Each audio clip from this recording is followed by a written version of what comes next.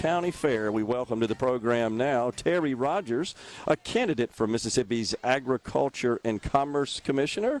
Terry, thanks for coming on. Thanks for having me, Gerard. Always a great pleasure to be on. Yes, sir. So we appreciate that. So tell us, Terry, what compelled you to throw your hat in the ring here and run for Ag Commissioner? Well, I'm the youngest candidate in for the Ag Commissioner. I grew up in Jones College, which is in Ellisville, Mississippi. Chris MidDays represents us. And, you know, I was sitting up there, and they had a couple farmers come, and they were talking about, you know, how they were being mistreated and things of that nature. And they knew I was a community-oriented guy.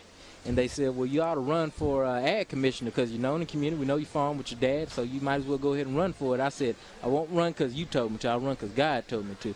And I prayed on it. God gave me an answer, and ever since then, we've been running this campaign and hit all 82 counties before any Republican or Democrat statewide. Hit all 82 counties. All 82 counties. And we plan on doing it again after the primary. I got you. So I've seen that you are challenging your opponents to a debate. Tell us about that. Well, of course. Well, it's actually on July 30th. It's good. So you got one scheduled? We have one scheduled for the Mississippi Federation of Democratic Women. If they want to have another one, we can go ahead and do that. But, you know, it's good for our people to understand that, you know, understand where they're coming from. Yep. We can go on and on about education and experience and things of that nature, but whenever it gets down to doing the necessary things, are you going to do it? A lot of people go on and on about experience, but a woman in Sunflower County, Gerard, a woman by the name of Fannie Lou Hamer said it doesn't matter if you have a PhD or no, if you went to Morehouse or no house, we're all in the boat together, Gerard. Well, certainly from an agriculture perspective, since we rely on agriculture to produce food, we got to have food no matter what our political stripes are. You're right. There's not a Republican fruit or a Democratic fruit. So what you spoke earlier this morning, what's your message today? Well, my message was to show my platform, to show that, you know, I'm the only candidate, you know, running back. Michigan even got up there and spoke about food insecurities and things of that nature, about eliminating the 7% grocery tax, the low groceries for the poorest state in the United States, bringing future farmers of America in each and every high school and even lower than high school, in kindergarten and on up. Bringing, you know, every college and university to have an ag department program, something of that nature. You know, I was the only candidate that really spoke about my platform and not go on and on about experience, because at the end of the day, what are you going to do for me, not what you've already done. Gotcha. So what's your vision? Should you be fortunate to be elected? What would you do? What are your priorities for the office? Make sure that our farmers have land, and make sure anybody who wants to have farms land. We have billions and billions of dollars in which we're, you know, sending all over, you know, the federal government sending down and to these different places for different organizations, things of that nature. Imagine if we could have billions of dollars for some of our farmers who are leasing the land and saying they're skyrocketing whenever they're leasing the land from these owners. Imagine they had their own land. I want generational wealth in the state. We need a youth commission at the Ag Department.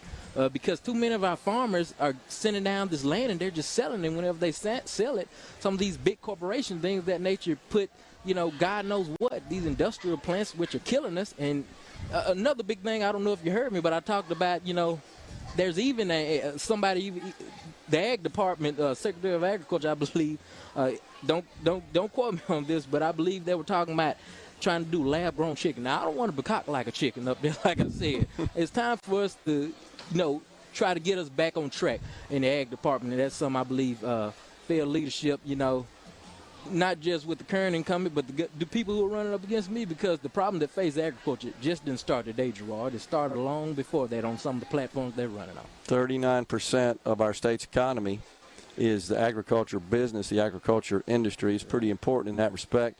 How do we get, Terry, how do we get more young people to take an interest in farming? It looks like a lot of our farmers are kind of aging out. We have some of the oldest farmers. You can They're great people, and they've been doing it a long time. But it's time, like I spoke about Joshua leading his people over to the promised land, it's about time to pass over the torch. There's something none of my opponents have really spoken about. So you bring future farmers of America. They have programs right now in different parts of rural counties and in places like North Dakota and things of that nature, in which young people start off in kindergarten. You look at some of those young people in which they implemented over 20, 30 years ago. Some of these are now farmers, and they're 20, 30-year-old farmers. So now think about it. If we could do that in the state of Mississippi, start young and start helping build, you know, our colleges and high schools and even lower elementary and getting them involved, and actually reaching a hand out to him instead of complaining about it and talking about the problems and put some policy in there to get the problems done. Yeah. Have you talked to some members of the legislature about your candidacy? We got about a minute left. What did they tell you? Oh, yes, I talked to Mr. Chief Taylor. All of them support me. The entire Black Caucus supports me. I even got some Republicans supporting me on the side that just haven't came out. Former Governor Ronnie Musgrove, I believe, is supporting me. And Ronnie Showers just came out in an endorsement, former U.S. Congressman, along with Mr. Johnny Dupree. Gotcha. Well, good luck to you, Terry, and thanks for coming on. Have a good fair. Yes, sir. Anytime you need me. And God bless you. Vote Terry Rogers second on August 8th. We're coming right back, folks. We've got Fox News, SuperTalk News coming your way because it's top of the hour. And then after that, it's Attorney General Lynn Fitch, followed by Senator Chris McDaniel. He's a candidate for Lieutenant Governor.